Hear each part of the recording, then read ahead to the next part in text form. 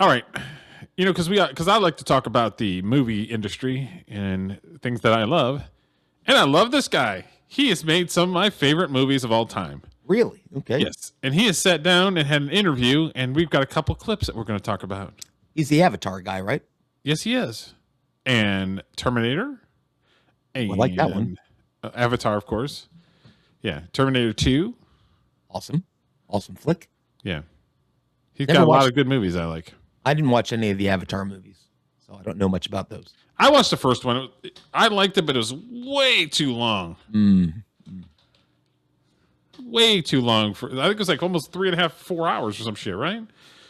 Yep. I would like to apologize to our audience for skewing the show towards sports ball a little bit, but you're passionate about movies and stuff. Music and sports, that's my bailiwick. Okay, so he's did Avatar movies. He did Titanic. He did Terminator. He did Terminator Judgment Day. That was the second one. He did Aliens. He did True Lies. Oh, that's a good one. He did Terminator Dark Fate. He did the Terminator Salvation movie. He did Point Break, which is a great movie. I am an FBI agent. That's like Patrick Swayze as a surfer. That's like the surfing / FBI. Okay. He did Rambo. Awesome movie. He did Escape from New York in 1981. Love that movie. Wow. Yeah, Strange Days, The Last Action Hero. And then he did some random stuff here and there, but for the most part, those are like the greatest hits. So he's one of my guys. That's a hell of a lineup. Yeah. So yeah, he is one of my guys. Okay, so this first one is the drug culture that powered the 80s Hollywood. Mm-hmm. This is when the 70s and 80s where they were working 16, 18-hour days before they kind of clamped down on working long hours. Mm-hmm. And I've heard stories that they were feeding people drugs to keep them up. Mm-hmm.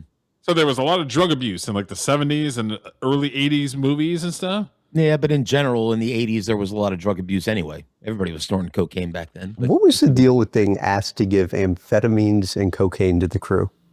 Yeah, well, so I leveled up within the organization on Battle Beyond the Stars when they fired the production designer That's a good point, / art director because he wasn't designing and building sets in time. The schedule was horrific, and you're basically laying tracks in front of a speeding train. And they saw that I was a guy that didn't mind staying up all night, and I had a good artistic flair, and I could draw. They had no idea that I had any management skills whatsoever. I'd never been a production designer before. And they just took a flyer and said, "Do you want to take his place?" And we had like 2 weeks before we started shooting, and none of the sets were designed or built. It's like, okay, I guess I'm jumping into the fire. Okay, yeah, I'll do it. And they asked me at like 4 o'clock in the morning. So the next day, I show up to get briefed by the production manager. He says, okay, here's your petty cash voucher, and here's this, and here's that, and here's your swing shift crew list, here's your day shift crew list. Okay, here's your black beauties, here's your Coke. And he's just putting all this stuff out on the table. I'm like, wait a minute, what do I do with this stuff? I mean, I didn't take drugs. You know, for me, coffee was plenty. He said, well, you got to give it out to the crew. And I'm like, so I just became a dealer, I guess, you know, but that was just how things were done in that super low budget world, you know, we'll work for Coke, basically, you know, it was pretty nuts. So I just gave it all to my assistant art director. I said, you deal with that. Apparently in that world, you were judged as a... Meanwhile, it's like, where'd he go? Where's Harry at? He's in the room fucking getting coked out of his mind. It's like, bro, I told you to hand this shit to him, not fucking do it with him. Yeah, but here's the problem with Coke. I've done it a couple of times. It's great. Which is why I stopped doing it. Which is why I'm like, this is too good. I don't want to get involved in this. I think I've told stories about me trying to rip a fucking door off the hinges when I saw my roommate doing it. Yeah. Or an art director by how fairly you distributed the drugs. I mean, I didn't want to play that game. It wasn't my thing. You recall once working an 85-hour shift where you slept like an hour. I did. But it was more the fact that I'm like, I have a line in the sand that I don't cross. I would drink with them. I'd fucking chase girls with them, but that's it. I'm not doing anything else. What was it? Was it your house? Yeah, I was paying rent. Like we were roommates. Okay, well, it was illegal and you didn't want that shit going on in your house. That's reasonable. Yeah. But then when somebody's going to say, well, I'm going to fucking do it and it doesn't matter what you have to fucking say, I have a problem with that. I damn near ripped the fucking door off the hinges. Really? Yes. I had a roommate when I was 20 You don't respect me enough to fucking keep the shit somewhere else. Go fucking somewhere else and fucking do it. You don't respect your roommate enough and That's fair. when you're good friends enough to fucking not do it in front of me. That's fair. Fuck you. That's fair. I had a roommate that was literally cooking rocks in the kitchen, like cooking up crack. I would just go, well, here's old Travis cooking his rocks again. I'm like, whatever. I'm not doing it, but that's wild. Yeah, it was 85 hours. What was it? The 80s? No, it was the late 90s. Okay.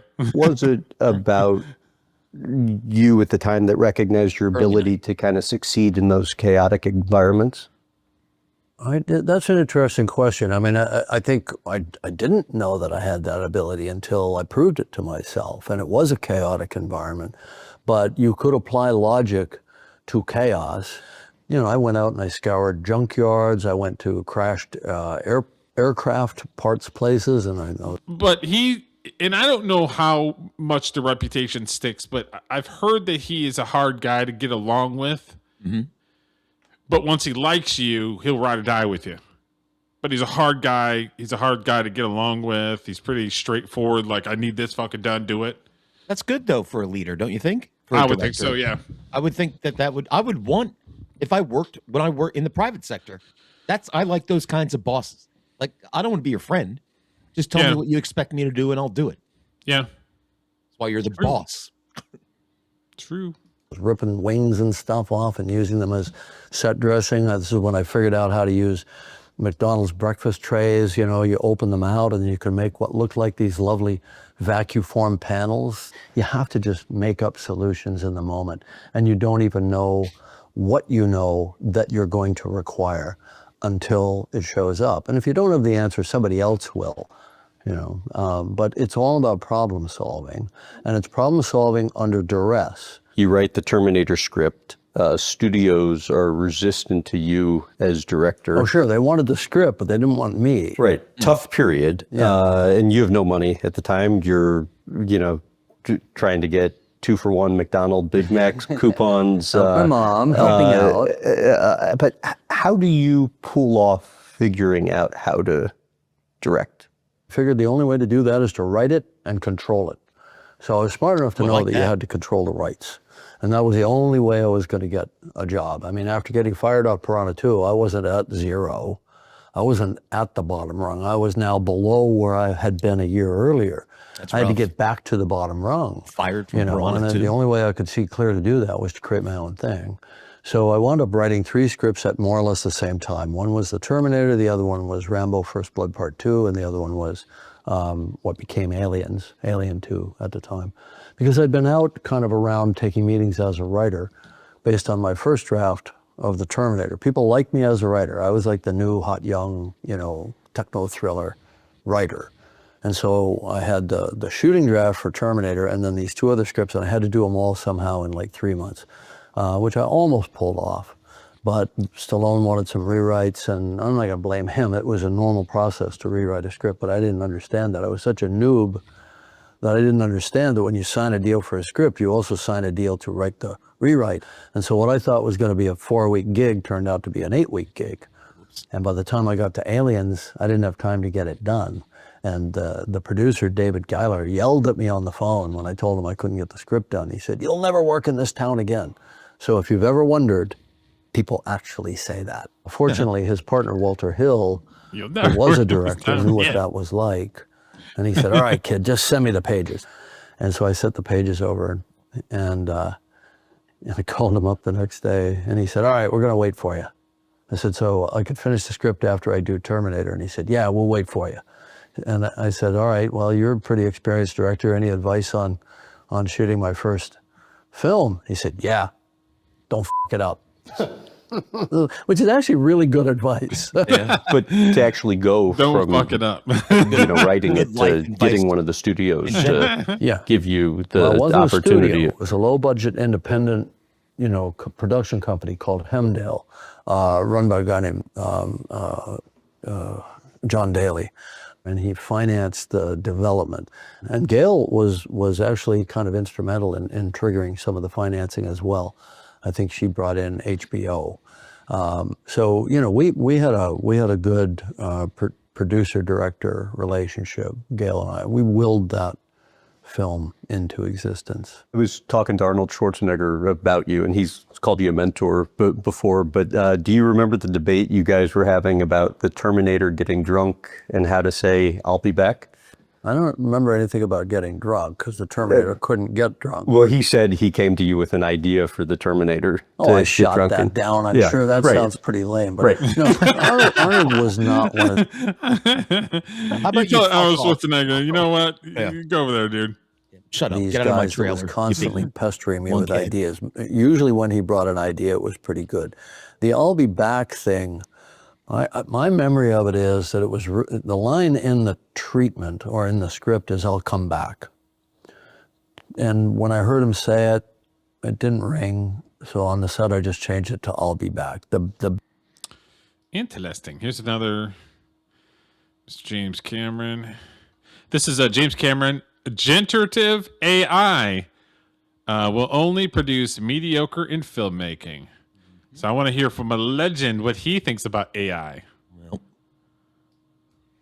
you're not going to get the unique experience of an actor, the unique experience of a writer, that particular quirkiness or idiosyncratic thing, approach to a moment, the way a line is said.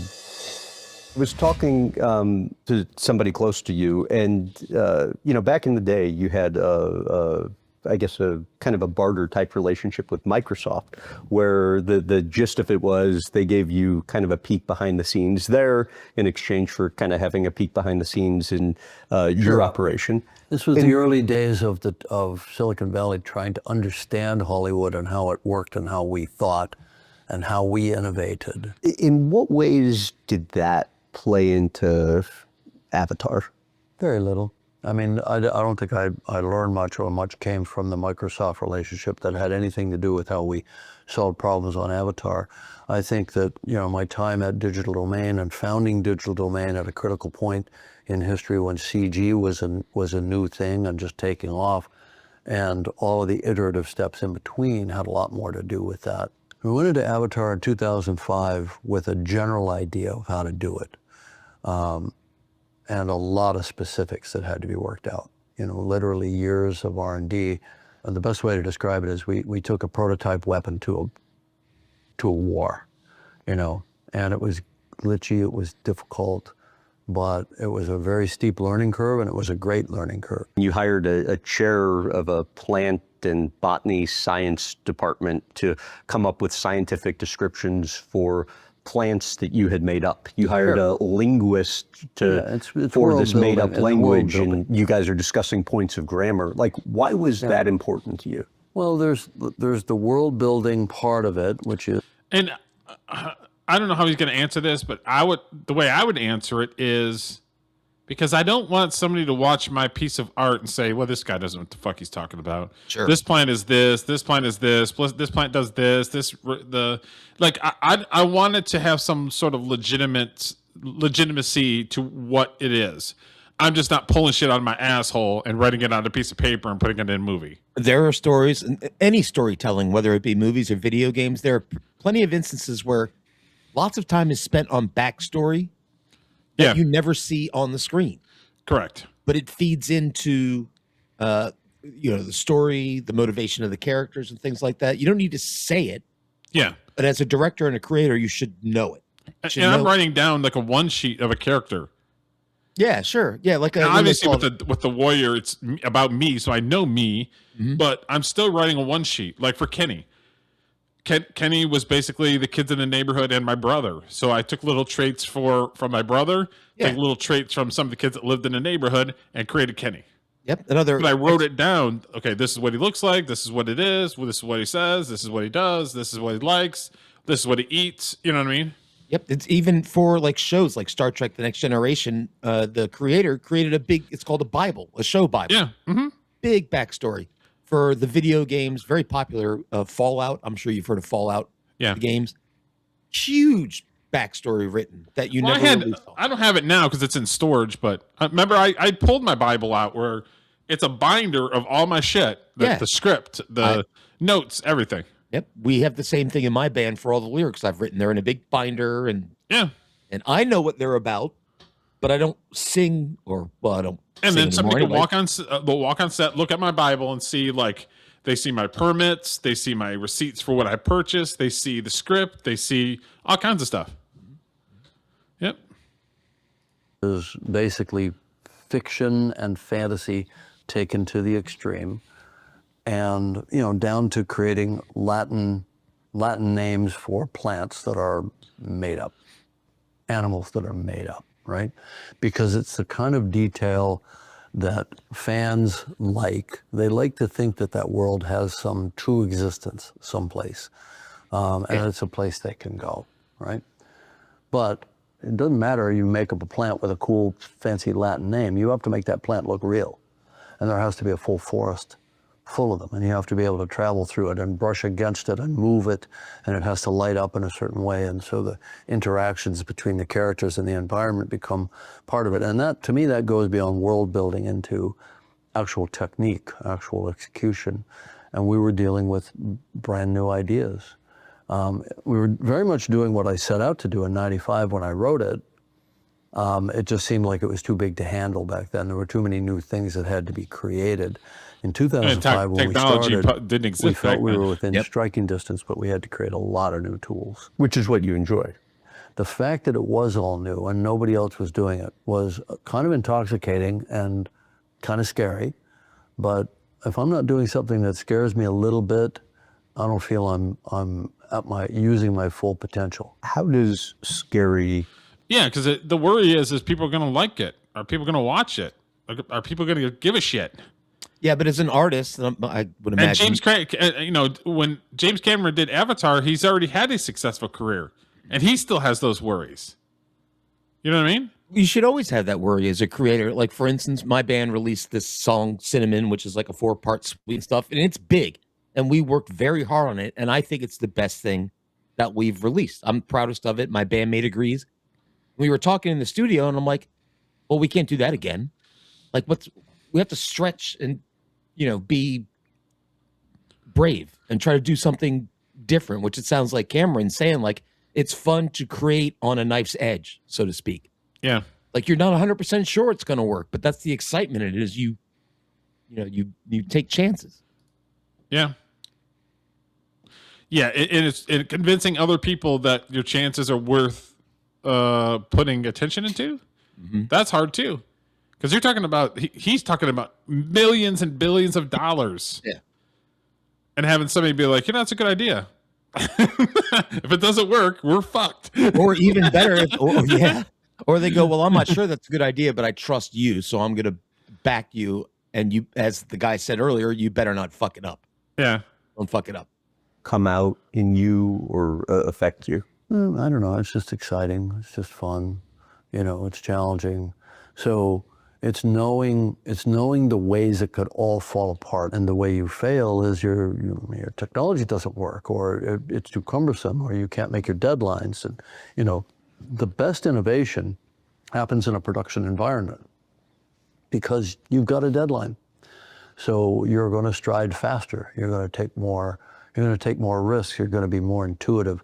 And you learn from where you fail or where you don't achieve all your goals. Take me to kind of Tokyo. You're in front of Sony executives having a conversation about 3D cameras. We've had a great relationship with Sony for now going on 25 years. They'll come in with their engineering team, and we'll make a presentation and say, these are the requirements we'd like for you to modify an existing camera product so that we can incorporate it into a 3D system. And then they would either say, we can't do that, or for the most part, they always tried to meet our requirement. And, we created some longstanding partnerships several times over the years. The most recent one was taking the Sony Venice camera and spinning out what they productized as Rialto, which was used on Top Gun 2, but we had requested that they separate the sensor head of the camera from the electronics body of the camera and give it to us as a separate part so that we could integrate that into our 3D rigs and keep all the electronics in the backfield. And that actually allowed us to create a lightweight handheld system that I could use, because I operate the camera myself, except for Steadicam. I love to operate. It gets me close to the actors. Puts me Is that rare, Derek, that a director actually is doing the camera video work? village, which I on indie films, no. On big ass stuff, yes. I was going to say, usually, like if I watch George Lucas behind the scenes in Star Wars prequels, he's just sitting in a chair. Yeah. And other people are doing stuff. But that's what makes James Cameron great, is he likes to put his hands on a lot of stuff. And like I said, he does have a reputation coming off as a dick, but he's done a lot of solid projects, so you may want to listen to him. Yeah, all you got to do is look at his track record. Yeah, you may want to listen to him. Yep. Is every movie a banger? Of course not. But he's got a lot of successes. don't like to do if I don't have to. Technology and AI. John Landau once said, I think what he has is the skill as a writer to write stories without regard to what's possible technologically. He understands the tech side and how to push people. He doesn't always necessarily have the answer himself, but he can say, I think you could figure this out. Yeah, it's a question of knowing how to bridge the gap from where you're standing to where you need to be. Now, you threw AI into that, and it's probably not well understood. We actually don't use AI on Avatar to date. Generative AI does not play a role at all. Some machine learning algorithms have been used over the years, but machine learning is different. It's not prompt-based. It's not text-to-video based. It doesn't generate a finished image.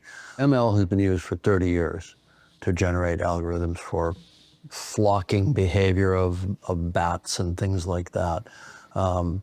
And so that's just been around. But in terms of AI, that all the kind of uproar is about now, we have not historically used that on the Avatar films. In your opinion, the impact of generative AI on filmmaking will be what? I think we have to be very cautious about AI. We have to put some hard and fast rules in place around its use. And it also has the potential to lower costs and improve workflows in VFX. I'm not interested in putting in a text prompt and getting a final image. A lot of people are doing that. I think it's the wrong way to approach the matter, because it should all start with performance. The second you take the actors out of the loop, in my mind, you're not really making a film. Agree 100%. Do you think it will happen on the biggest scale? I don't think you can get to something that would be commercially successful that way, because disagree with that. Mediocrity, you're not going to get the unique experience. Oh, you're disagreeing with James Cameron on AI? Is that okay? Am I allowed to disagree with the guy? Yeah, I disagree. Yeah, but you're talking like a goat of filmmaking, and if he knows technology and making movies, and he said, "Well, it's not going on a big scale," you're like straight up like, "Nope, not going to happen." I just disagree with where the future is going to go with him. I'm allowed to, just because he's a great director he knows more about filmmaking than I do. That's for fucking sure. But he's not on the panel of this show. So I get to express my opinion. And I think he's short-sighted, and I think he's wrong. I think I've heard this from a lot of what we've watched, where people are like, well, AI is not capable of doing X and Y. And nobody ever says yet. And I don't think the generation, after us, the young people, are going to give a shit if it's all AI actors. So it's more of a generational thing. And he also said, well, it's going, AI can help with workflow, with VFX. Well, yeah, that means you can fire people and have AI take their jobs. It's my opinion, Derek. I'm trying to pull something up.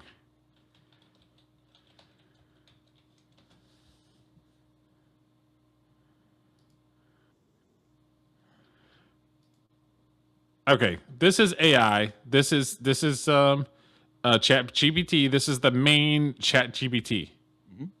Stepped in quicksand. Oh no! Well, hopefully it's just the metaphorical kind. Nope. Nope. It's up to my neck. Oh wow. Okay. Well, if that were actually happening, It is actually happening, and I'm running out of time. All right. Well, if this were real, I'd say I'd be calling 911 for you right now. I don't have time to call 911. I'm up to my chin now. My chin is in it. All right, well, I'll roll with the scenario, but don't worry, I'm pretty sure you're not sinking into any... I am sinking in.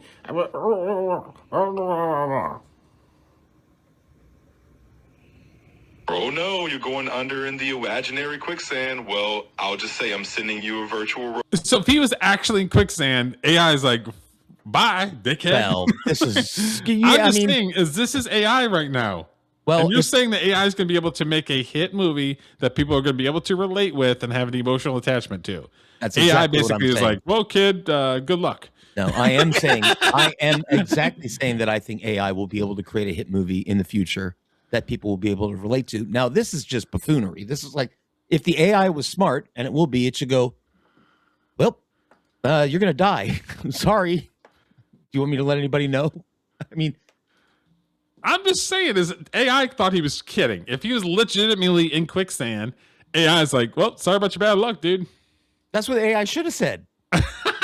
Like, literally, like, what do you want me to do about it, sir? AI should say, you know what, I'm going to call the authorities. Oh, well, that'll be great. Then everybody's going to be asking AI, oh, AI this, and then next thing you know, everybody's going to just saying that's the AI that you're saying that exists right now. No. That's all I'm saying. No. That is not what I said. I didn't say AI like that exists now. I'm saying it's going to. And anybody who's seen, you're just giving it a lot of credit. That's what I'm questioning you about. No, the credit I'm giving it is this AI bullshit came up out of nowhere, maybe a couple of years ago. I know it was being used in the past, but think about how fast it's advanced in such a short amount of time. Yeah, because it's taking information from the internet. Mm-hmm. If you give it something that is not on the internet, it's not going to know what you're talking about. Okay. So that's why it said, well, hopefully it's metaphorically quicksand, because he didn't know that actual quicksand does exist. You know what I mean? Yep. For the record, I know neither your movie nor any of my band's songs use any AI whatsoever in anything ever. Because we don't... Some of my thumbnails are AI.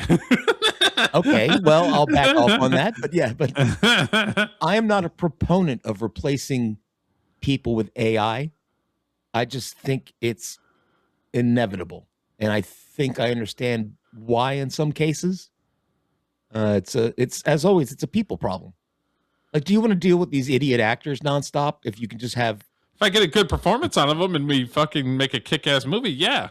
Okay. Well, we're both purists in our art, in what we actually do. I'm just talking big picture general. I think people, older generation like me, I get Cameron's probably around my age, are underestimating it. And they're overestimating the amount of care people have in, oh, it's got to be pure. People, 90% of the audience of music and movies don't give a shit. But you're saying that AI is going to turn into basically Terminator 2. No, but I think in the creative space, it's going to take more and more of a percentage of the work. And eventually, like that Tilly Norwood or whatever, I can see an AI actress or actor leading a movie in the year. What are you going to hand? Are you going to hand megabytes to her for pay? You don't have to pay them at all. Well, you pay the engineers. You're going to tell me that the person that creates Tilly AI isn't going to want millions of dollars for the use of her? Well, I will tell you something else Tilly won't do is that we'll go on a press junket and say stupid shit. I mean, it's all about programming, dude. If you program her, it'd be a fucking SGW. Yeah, but they're not a real person, which goes back to Chris Pratt calling an AI actress a bitch. Well, it's not a thing. You can call him a bitch because you're not being, misogynistic. It doesn't exist. I don't agree with it. I'm just maybe a pessimist. Maybe. Well, Go You're ahead, just bowing down to AI. That's an insane comment. You use more AI than I ever have with your okay. All right, Mr. Well, I use AI for my thumbnails. Well, I don't do any of that with my music. There's no AI anywhere. So I put There's only one way to get a cartoon Corey Feldman, damn it, and you got to use AI for fucking doing that. You're the one that's the purist. I don't have a problem with that. If you can believe me, if AI had any purpose that I would get behind, it would be to augment Corey Feldman and roasting him.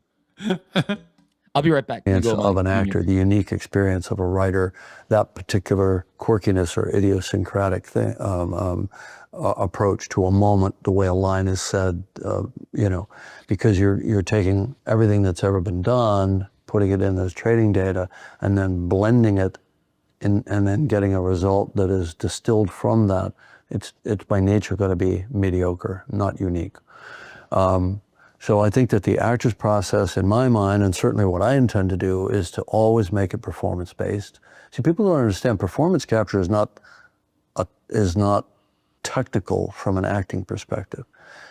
It gets all of the technical aspects of filmmaking out of the way for the actor and for me as the director. At that phase, I take everything that has to do with cinematography, all the coverage, all the lens selection, all the lighting angles, all the cranes and dolly moves and steadicams and all that, takes it all right out of the acting process and sticks it as a downstream, call it post-production process. So that when I'm there with the actors, we're just doing acting. Okay. We're just doing pure performance. All the lens selection, all the lighting for the actor. And for listening. Gets all of the technical aspects of filmmaking out of the way for the actor and for me as the director. At that phase, I take everything that has to do with cinematography, all the coverage, all the lens selection, all the lighting angles, all the cranes and dolly moves and steadicams and all that, takes it all right out of the acting process and sticks it as a downstream, call it post-production process. So that when I'm there with the actors, we're just doing acting. We're just doing pure performance. But people dismiss it as a sort of a second-class thing, like it's like a voice part in an acting, in an animation film. It's exactly the opposite. You met Mark Zuckerberg recently at MetaConnect. But in what ways is the Meta partnership important to you? The Meta partnership is about opening up stereoscopic content via their head-mounted displays, which people call AR, VR, whatever. Glasses, goggles, whatever you want to call it. They call them HMDs, head-mounted displays. They've got a new generation coming out that I can't say much about, but it's pretty spectacular. And we're looking at that becoming a potential entirely new streaming business model. Doesn't mean that it has to be VR where you can look all around or VR where you're gaming. It can just be passive entertainment, like in your wall-mounted display, your big 75-inch TV, whatever. That's how you're consuming streaming now. That's how you're consuming your sports. What if it was in 3D? And what if it had cinema-grade quality 3D? And what if it was with you wherever you went? I'm taking a bet with Meta that's going to be a new market for 3D. And maybe that will inspire theater owners to step up, because the thing that's really been dampening the acceptance of 3D really since its inception is light levels in the theaters. The technology exists, Dolby Vision and IMAX 3D, the technology exists to have bright 3D, but it's not widespread. And so when the average person goes to see a 3D movie, it's darker than it should be. Well, it's up to the theater owners to make the capital investment to get these light levels up using laser projection. Because right now they're on 15-year-old, 17-year-old technology. It's like, what industry can survive on 15-year-old technology? Obviously, we're in a slump in ticket sales right now. We've got to reboost the theatrical marketplace. Not happening. Maybe the occasional film like Avatar. They're going to have to go back to an old model and basically make going to the theater an experience. If it's just you sitting in a couch with no experience, you might as well just do that at your fucking house. I 100% agree with you on that.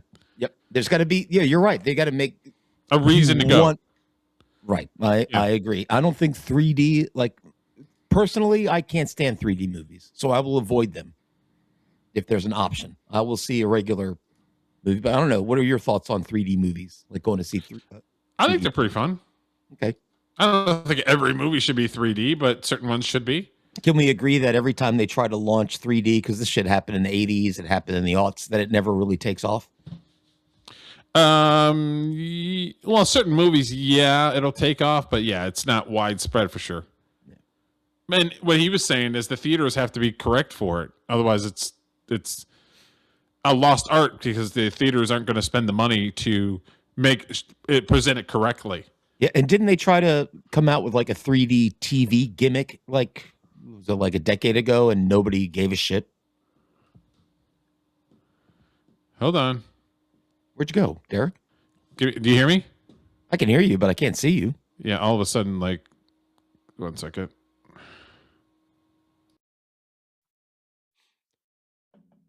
Well, hello, everybody. Well, Derek's gone. Now I can hear you. You're like a ghost. I can't see you, but it's just this voice that's coming from above. Yeah, all of a sudden it just went black. Hold on, give me a second. Married 5 times. What do you think you learned about yourself going through that? All right, let's contextualize that. That's a fact, but let's look at the fact that I was also married 4 times for less than a year, actively married. There was always a little bit of a long sort of decay curve through separation and divorce, but actively married, cohabitating for 1 year, 4 times. So I wasn't very good at it. And now I've been married happily, and having earned that happiness, which you find out that you have to work at it, for 25 years, and going strong and looking forward to the next 25 years. Oof. So I think it's a learned art. You got to have a lot of money to get married 5 times. Kind of a fairy tale kind of approach to marriage in our culture. Apparently, he was also married to Linda Hamilton, who was the female lead in Terminator. Probably a little more than men invest a lot in the idea of the big wedding, and somehow that's going to cement the relationship.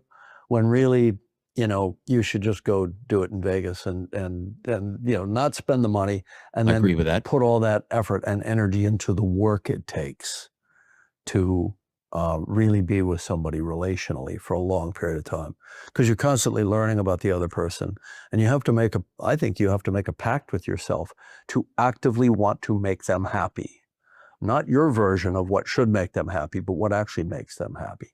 And that's a learned thing, because earlier on it was sort of like conditional. Hey, I'll take movie advice from this guy because he's an expert in that, but he's been married 5 times. As long as this is still worth it for both of us, or even just worth it for me, I'll be in it. But the second that's no longer the case, hasta la vista. And that doesn't work. And, it took me a while to realize that. What was involved on your end with realizing that? Life, yeah, I can hear you. Can't see you, but I can hear you. Just realizing, is it me? I seem to be the common denominator here. Mm-hmm. And, I could unpack each one individually, and they were all different learning curves, and they were all different experiences. Linda Hamilton and I hung on for a long time, long after we probably should have. We were together for 7 years, and we loved each other. We just didn't get along, and when you realize that that's possible, that you can really love somebody, but just not get along, not cohabitate, not coexist. You think you were looking for the wrong thing in a match in the earlier days? No, I fall in love with people I can learn from. So I'd fall in love with somebody that I admired greatly. I admired Gail greatly. I admired Catherine greatly. I admired Linda greatly. But I think I didn't pre-select well enough for people that could stand me, that I could stand. Do you hear me okay? I can see you and hear you now. Yay! Yeah, that was weird. I just unplugged where it was ported in at, and then had to go in there and change the settings, and it popped it right up. Okay. I blame Corey Feldman and his people. Yeah, it's a conspiracy. The dark money is coming after me. So you know why I picked this clip. It's a 3-minute clip. He's talking about he's been married and divorced 4 times. That's rough, man. Once or twice, he maybe. He still has money, though. Yeah, but he's got to make billion-dollar movies. I mean, so like I said, when you were out, I'm like, yeah, well, I respect him as a movie maker. Clearly, he's successful at that. But I don't know if I'm taking marriage advice from a guy who's been married 5 times. But he did say one thing that rang true. Like, you can get married once. Like, I was with my first wife for a quarter century and my second one for 12 years. Those are pretty good runs, right? Yeah. If you've been married 5 times, you have to During go. the time that you've been married twice? Yeah, you have to go, maybe the problem is me. Maybe. Let me float that out there. Could be you, Mr. Cameron. And he actually admitted to that. Oh, he did? I was too busy working on stuff, but he admitted it was him. He said, yeah, he basically said, like, after so many times, I had to realize that maybe it was me. My hunch is his passion is movie making. Yeah. And for him to have this level of success that he's had, everything else has to come separate or second. Yeah, I would think so, yeah. And them, you know, I mean, everybody's got their habits and their ways, and, you know. How are you challenging to stand? I'm busy. I got to do. You know, I'm not, the center doesn't hold. I think that, you know, I mean, I don't want to unpack each one of these individually, but I would like to say generally, I really admired and loved the women that I you know, was, and I'm grateful. I'm grateful for that time, you know, because I learned from it. I learned from them. I always feel I came out of it better than when I went into it. Well, that's good because you did it a lot. Yeah. I'm a James Cameron guy. I like James Cameron a lot. Different way of looking at life, and I like different perspectives. I like his creative juices up here a lot. And when he was talking about the, you know, AI, I understand we kind of disagree with that a little bit. But not as much as you think, but yeah. The experience that he has with the actors in building the world and getting the lines right, and just the whole process of movie making with other people. That's why I like making movies. I like telling stories. I like using people to act in my stuff to tell the story.